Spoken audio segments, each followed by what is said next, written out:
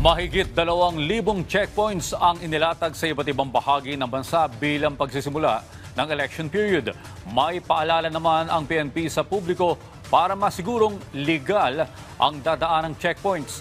Nasa sentro ng balita si Patrick De Jesus.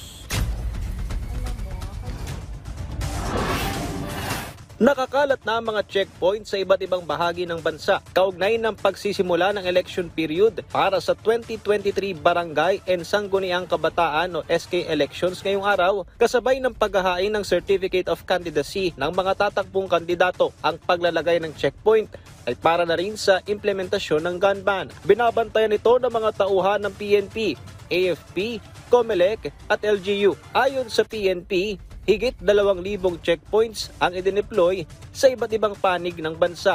So far, since na maglatag tayo ng checkpoint, up to time, wala pa naman tayong naitala na mga major incidents in relation to sa mga checkpoints na ating pinakalat. Maigpit namang pinaalalahanan ng mga pulis sa checkpoints na sundin ang itinakdang protokol sa ilalim ng Plainview Doctrine.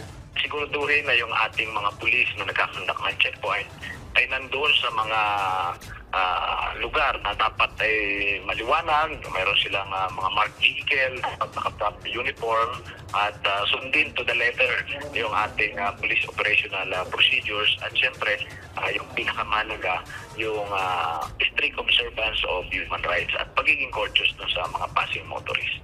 Gumagamit din ng body cam ang mga pulis na nasa checkpoint bilang bahagi ng protocol. Patuloy din ang pagsasapinal sa mga lugar na idedeklarang election hotspots na aprubahan ng COMELEC. Patrick De Jesus para sa Bayan.